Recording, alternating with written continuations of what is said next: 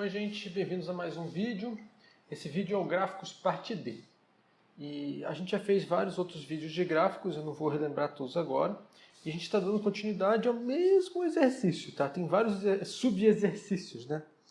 Então a última coisa que a gente fez foi encontrar os pontos de inflexão, bem como os intervalos de concavidade.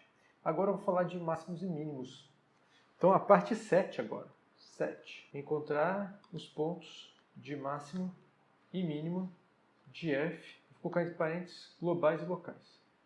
Bom, a ideia é a seguinte: como o domínio de f é um intervalo aberto, então o que acontece? Se é um intervalo aberto, todos os pontos são pontos interiores. Todos os pontos de df, né, do domínio de f, são pontos interiores. E daí? Daí tinha aquele teorema. Se você tem uma função, você tem um ponto de máximo local, ou mínimo local. Se ele é ponto interior, só pode acontecer duas coisas. Ou a função não é diferenciável no ponto, ou a derivada é zero. Assim, se P é um ponto de máximo ou mínimo local de f, então ou f não é diferenciável em P, ou a derivada de f em P é zero. Lembrando que isso só vale para pontos interiores. Mas a gente já calculou a derivada no vídeo passado, a gente estudou o crescimento e decrescimento, então a gente precisou analisar os pontos onde a derivada é zero. Mas os únicos pontos em que f' se anula são os pontos menos 1/3 e 1. E o único ponto no qual f não é diferenciável é o ponto 2. Só em 2 que a função não é diferenciável. Gente, e daí? Se tiver um ponto de máximo, tem que ser pelo menos um desses três. Se tiver um ponto de mínimo, é um desses três. Logo, os únicos possíveis pontos de máximo ou mínimo locais para f, e globais também, tá, gente? Porque são pontos de máximo local. Global, ele é máximo local. Os únicos pontos de máximo ou mínimo locais para f são quais? Vou colocar na ordem aqui, ó. Menos 1/3, 1 e 2. Só tem esses, os outros não são. Não tem outro ponto que possa ser ponto de máximo ou mínimo local para f. O ponto menos 1/3 e o ponto 1 são fáceis. A gente tem um teoreminha bom que usa a derivada segunda. Então, vamos lembrar algumas coisas. Olha só. Como f é de classe C2 nesse intervalo aqui, ó, de 1/3 até 2, vírgula, a derivada da f no ponto 1 é zero, vírgula, e a derivada segunda da f no ponto 1 é positiva, gente, isso aqui a gente calculou, isso aqui a gente viu que é de classe C2 nesse intervalo, isso aqui eu não calculei, mas a gente viu isso aqui, ó, vou colocar entre parênteses, pois, por que a derivada segunda não é positiva? Pois a derivada segunda de f no ponto x era maior que zero para todo x no intervalo de 1/3 até 2, inclusive para 1. Okay? Então, como tudo isso vale, ela é de classe C2 no intervalo aberto. Num ponto do intervalo, a derivada primeira se anula e a derivada segunda é positiva. Então, 1 é ponto de mínimo local de f.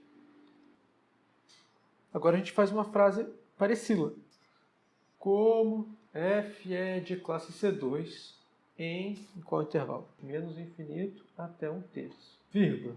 A derivada da f no ponto menos 1/3 é zero e o f duas linhas de menos 1/3 é negativo, por que é isso? Por aqui. Pois a gente viu que a f derivada segunda de x num ponto é menor que zero para todo x aonde? Nesse intervalo aqui, ó, de menos infinito até 1/3. O menos 1/3 está nesse intervalo. Então, menos 1/3 é ponto de máximo local de f. Bom, o ponto 2 dá mais trabalho. Por que o ponto 2 dá mais trabalho? Porque a função não é nem diferenciável, não tem um teorema assim. Ela não é diferenciável no 2, não é nem contínua. Então eu vou fazer um rascunho aqui, só para vocês verem, rascunho. No meu rascunho eu vou fazer um gráfico mequetrefe de como é que está. Aqui está 1/3, aqui está o ponto 2. A função ela é crescente para cá, você pode ver, tá? Então ela vai crescer. Aqui você calcula o f de 2, tudo bem? O f de 2 vai dar 3, tá bom? E você vai ver que ela é crescente de 1/3 até 2. Só que a gente não fechou no 2, a gente falou que f é crescente, estritamente crescente, só escrever crescente, porque é rascunho, em 1/3 até 2 aberto. Então fechado até 2 era aberto. Mas no 2, a gente calculou, quando a gente calculou a continuidade, que o limite quando x tende a 2 pela esquerda de f de x é igual a 3. Ou seja, pela esquerda vai dar uma coisa assim, tá? O gráfico. Olha, isso aqui você pode tentar fazer em casa, ver, por enquanto. O gráfico seria a última coisa, mas você já pode começar a tentar brincar e ver que você tem umas ideias. E essas ideias é boa, mesmo que você não consiga justificar. Para frente do 2, gente, ela volta a ser crescente. A concavidade aqui não está clara mais para cima. Ela vai fazer um negócio assim, concavidade para cima crescente. E aqui, esse aqui é 4 ln de 2. Como é que a gente chegou a isso? Quando a gente calculou o limite, quando x tende a 2 pela direita da f de x, é igual a 4 ln de 2, que é menor que 3, é mais ou menos 2,77. Então, gente, aqui eu vou ter que usar 2 argumentos. Eu vou usar limite, então eu tenho que lembrar da definição do limite. Vou mostrar que pertinho do 2 para a direita aqui, o negócio aqui vai ficar... Para a direita do 2 um pouquinho, a função vai ser menor do que o 3. Tá vendo? O f de x vai ser menor que 3 um pouquinho para a direita do 2. E para a esquerda do 2 eu tenho que mostrar que ela é crescente até no 2. Como é que eu vou mostrar que ela é estritamente crescente até no 2? Então vamos voltar. Aqui acabou o rascunho, tá? Vamos continuar. Lembremos que o f de x é igualzinho ao g de x, que é igual a x ao cubo menos x quadrado menos x mais 1. Aqui, para todo x, de menos infinito até 2, e no 2 inclusive, gente. Isso é importante, no 2 inclusive. Assim, a f restrita de menos infinito até 2 é igual a g restrita menos infinito até 2. Mas eu não quero de menos infinito até 2. Eu vou pegar só de 1/3 até 2, tá? De 1/3 até 2, fechado no 2. De 1/3 até 2, fechado no 2. Ou seja, a restrição da f é igual à restrição da g, gente. Além disso, como g é de classe infinito, então, o que vai acontecer?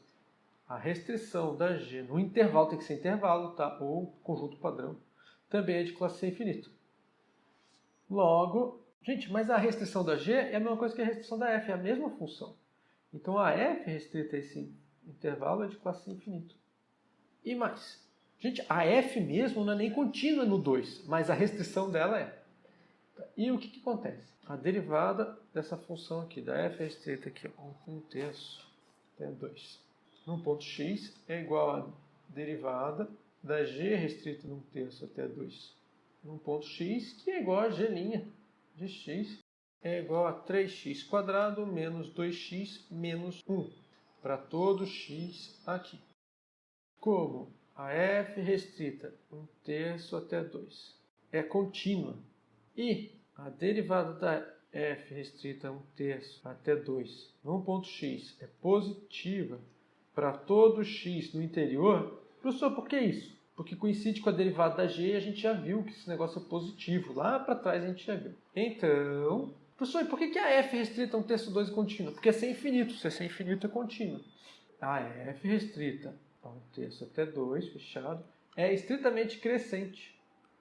Logo, a f é estritamente crescente em que intervalo? Nesse intervalo aqui, 1/3 até 2. A gente sabia que se você colocasse aberto aqui no 2 já era estritamente crescente, mas com fechado também. O que a gente consegue, gente? Uma função estritamente crescente, ela não para de crescer. Então, portanto, o f de 2 é maior ou igual ao f de x para todo x aqui nesse intervalo. Se eu abrir no 2, vai dar maior, tá? Porque o f de 2 é maior que todos os caras menores. Mas como eu fechei no 2, se o x for 2, vai dar igual. Mas isso aqui é suficiente para mim. F de 2 é maior ou igual a f de x para todo x para trás do 2 até 1/3. Tá bom? Eu posso abrir aqui no 1/3 também, se quiser. Agora vamos pensar para frente. Para frente é outro argumento. Lembremos que limite quando x tende a 2 pela direita do f de x vai dar 4 ln de 2, que é menor que 3, que é o f de 2, tá? Isso a gente calculou. Agora a gente tem que lembrar a definição do limite. Vou fazer um desenho aqui, rascunho, tá? É mais ou menos assim. Então 2, a f está aqui, e aqui é o f de 2. Mas o limite está aqui, gente. Esse cara aqui é o 4 ln de 2. Quer dizer o seguinte, se eu pegar esse epsilon aqui, uma distância aqui, ó, epsilon positivo aqui, vai ter um delta para cá, vai ser o delta. Lembrando que o limite é direita. Então, aqui, se o x estiver aqui, eu vou pegar uma outra cor aqui. Se o x está aqui, próximo do 2, o f de x vai ter que estar aqui próximo, para baixo do f de 2, tá vendo? Porque eu peguei esse. Quem que é esse epsilon aqui? Esse epsilon é a distância de ln de 2 até f de 2. Tá, esse aqui é meu rascunho, tá? Bom, espero que tenha feito sentido esse rascunho, que eu vou colocar. Tome epsilon igual a 3 menos 4 ln de 2, que é 3 menos o limite, tá? Assim, existe um delta positivo, tá o quê? Para qualquer x no domínio, né? Para qualquer x, se o 2 for menor que x, menor que 2 mais delta, ou seja, se está um pouquinho para frente de 2, então o módulo do f de x menos 4 ln de 2, que é o limite, vai dar menor do que epsilon. Ok? Então eu achei esse delta, eu sei que esse delta existe. Então, tomemos um x aqui, gente. No 2 até 2 mais delta. Tá vendo? Um pouquinho para frente do 2. Então, a gente vai ter essa questão aqui. Ó. O módulo da f de x menos 4 ln de 2 vai ser menor que epsilon. Isso aqui implica o quê? Que menos epsilon é menor do que f de x menos 4 ln de 2, que é menor que epsilon. Isso aqui implica, eu vou usar só essa parte aqui, ó, que f de x menos 4 ln de 2 é menor que epsilon. Mas quem que é o epsilon? O epsilon é igual a 3 menos 4 ln de 2. Se simplifica aqui, você vai ter o seguinte, implica que o f de x é menor que 3, que é igual a f de 2. Qual que é a conclusão? Portanto, o f de x é menor do que o f de 2 para todo x aqui, ó, gente. De 2 até 2 mais delta. Juntando com o que tínhamos antes. Juntando o que já tínhamos, vou colocar 2 pontos. A gente vai ter aqui o f de x é menor ou igual a f de 2 para todo x aqui, ó. De menos 1/3 até 2 mais delta. Ou seja, 2 é ponto de máximo local de f. Aqui eu vou fazer só um resumo. O único ponto de mínimo local é 1 e menos 1/3 e 2 são os pontos de máximos locais de f. Eu não sei se é pontos de máximos ou de máximo. Daí, português aqui eu não sei muito bem, tá bom? E global. Eu vou dizer que ela não tem ponto de máximo global e nem ponto de mínimo global. F não tem ponto de máximo global. Por que não? Pois esse limite aqui, ó, quando x tende a mais infinito da f de x, isso aqui é mais infinito, como será visto posteriormente. A gente vai ver em outro vídeo. Bom, como o limite é mais infinito, não tem um ponto que é maior ou igual, o f de x é maior ou igual a todos os outros. Do mesmo modo, f não tem ponto de mínimo global, tá? Pois esse limite aqui, limite quando x tende a menos infinito da f de x, esse é menos infinito, como será visto no próximo vídeo. Bom, então a questão dos pontos de máximo e mínimo, a gente fica por aqui. Tem os dois limites aí que, se fosse só uma questão de máximos e mínimos, a gente faria agora, mas eu vou deixar para fazer no próximo vídeo, tá? Então a gente já achou os pontos de mínimo global e local, quer dizer, o global não existe. E no próximo a gente vai terminar e fazer mais algumas coisas para desenhar o gráfico. Tudo bem, gente? Ficamos por aqui e até o próximo vídeo. Tchau!